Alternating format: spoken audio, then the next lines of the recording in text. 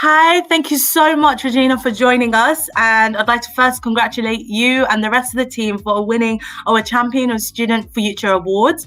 First, would you like to tell us a bit about who you are and what your role is at the university, and also maybe a little bit about the team as well?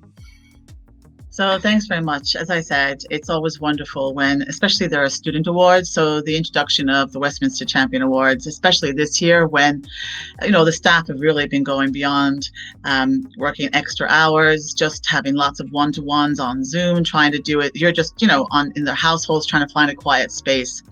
So we've all been sort of challenged this year and working beyond the hour. So to get the award this year is absolutely brilliant. And sometimes I think when staff are working so hard, we have about 52 students on the master's, which is quite large for a master's program, and 75% of our students come from overseas. I'm the course leader with it, and our team is quite small.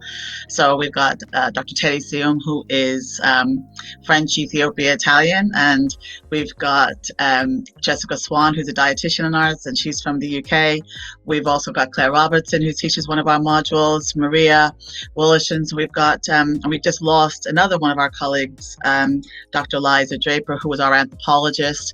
So we have a very small team, as I sort of said, we do a lot of excellent support for our team, despite the largeness of our master's program. But as I said, to get something back, to get that award has been, and also because the students nominated us, that's brilliant. As I said, this year there's been a lot of extra requirements. We've had a lot of extra time. And so yeah, in relation to the course, the Global Public Health Nutrition course, even though there's 27 universities in the UK that run this course, we're the only one that has covering all forms of malnutrition. So we look at hunger in the global sense. We look at micronutrient deficiencies as well as obesity. We do very different things, like we do a short course on nutrition emergencies, which draws people from all over the world. So as a small course, or a big course and a small group of teaching group, it is one of those, I think it's innovative in the University of Westminster in the Life Sciences Department, and we're really proud of our students, where they go on to. We bring a lot of external people in. So I think one of the students who nominated us says one of the things that she appreciated was the fact that we had so many external speakers. So I used to be the head of Health for Save the Children and worked in the international development sector for about 30 years. So we have a lot of links to the international development, which is another sort of big calling for about half of our students who attend. They want to work in international development. So we have many of our students that go on to work in places like Save the Children, World Vision, Action Against Hunger, while other of our students, we have links now in like the councils. Before, there was very few nutritionist roles in UK specifically, and now we have links from our own alumni into various council positions. One of the areas we've really led on is things like infant and young child feeding in UK, but also on holiday food insecurity, not having enough food to eat. So we've really been doing some research. A few years ago, we had about 8 of our students doing that research with us, and now one of the students last year got the first kind of role on it in the UK. And our students come back and then they sort of say, oh, another job is going, would anyone else be interested? So that kind of really close link with our alumni has really been important for that student future sort of linking. Yeah, that sounds absolutely phenomenal. Literally, I'm going to read to you some of the quotes that students have said who nominated you. One of them is, despite staff workload challenges, this team consistently goes out of their way working over scheduled hours to provide employability opportunities for master students. Another quote is, they invite numerous speakers on the workplace to motivate the students and to provide opportunities for internship and future work. So what do you want to say to the students who've nominated you and the rest of the team? First of all, I said a huge thank you. I mean, I sometimes think that there is true that, a lot of us are very passionate about the role. And as I said, nutritionists are fairly young or new kind of career in the UK sense, but it's been in other countries like Kenya, Uganda, they've had them for a long time. And it's kind of dealing with the population, and that link between international development and working at a population level for nutrition is something that is really important, of bringing the people who have got the experience on the ground. So we've definitely changed how how we deliver our courses by things like some of our assessments. We wouldn't be doing tests. They might have to do a policy. They might have to write a policy, analyze a policy. They have to design a nutrition program, and they have to go to interviews for it and stuff. So we get people from the field to do that. So to hear that the students, even though they always say it's hard, to hear that they are actually appreciating that, and that they take the time, because it's been a hard year about trying to have the time to do these nominations. They take time and effort to do that. It really does mean a lot to us that it's been appreciated. Oh, that's again, it sounds such like an interesting course. I might have to do some research myself and see if I want to get into that. You're always welcome. Yeah. So in your opinion, where do you see inspiration and future going in the higher education sector, but also just in general as well? I mean, I think one of the things that I certainly, or we as a team as well, really value is, so some of the work that we were doing for 3 or 4 years ago, we started working in places like Tower Hamlets, doing some research with the council on infant and young child feeding. And then we fed that back into the council, and they made new policies.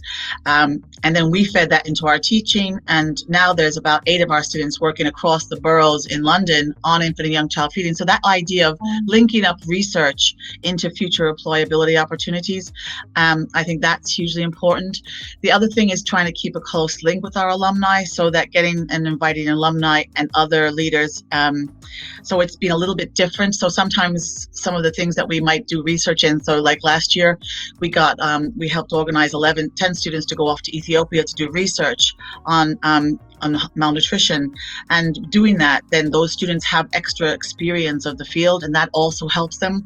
So I would say in the future, the inspiration comes by getting out there. Like, it really is getting out of the classroom, getting to talk with real people, getting, questioning the solutions, looking at what's been done and what's working, what's not, just not taking everything. It's not like a fill up at the petrol station. It's about challenging, learning new things. Nutrition and health, as we saw with COVID, it's changing all the time, and we have to learn so many things. So in other words, vitamin D deficiency in the UK, we know that if you have good levels of vitamin D, you're going to help to protect yourself against about 52 respiratory illnesses, right? But half of us are deficient. Most of us are deficient in the UK, but we then might take vitamin D supplements that we get from the shop, but we don't know that if you take them with coffee, they're not going to be absorbed. So things like this is trying to integrate what we do with real life scenarios and trying to make the questions real. So it's not about didactic education. It's about working with people to say, okay, there is knowledge and you may have that knowledge, but it's about how do we implement solutions that are actually sustainable in the long run. Yeah, no, that sounds phenomenal, absolutely phenomenal. And so my last question is, quite a light-hearted question, quite humorous. Tell us something about yourself that we might find surprising. Surprising. I think that years ago, because we also have a sports exercise and nutrition masters as well, and so we would ask, who do you think played, say basketball at a national level, and they usually go for the sports exercise and nutrition people, because I'm on crutches. So and so that's, I suppose, surprising that I used to play basketball. So one of the reasons I am on crutches is that I got my leg broken a number of times, 12 to be honest. So wow. Playing sports. So I suppose learning that at a young age, that even though I had the knowledge that continuing to play sport was probably not going to help me in the long run, I continued to play it because my risk perception was low as a 15 to 18-year-old. We're not always. So it's something that stood to me in time. It's a test of time, is that, we know things, but it's how do we actually get people to work within solutions that are actually feasible for their realities. Yeah. So that, I guess, surprises people that I used to play sport.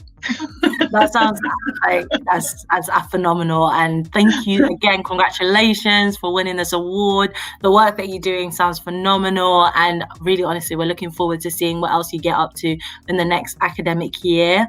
And again, congratulations and thank you so much. Oh, thank you so much. And just on behalf of all the staff on the team, and, literally, we really appreciate our work with the Student Union, all the stuff that you do, because I know it's all outside of hours.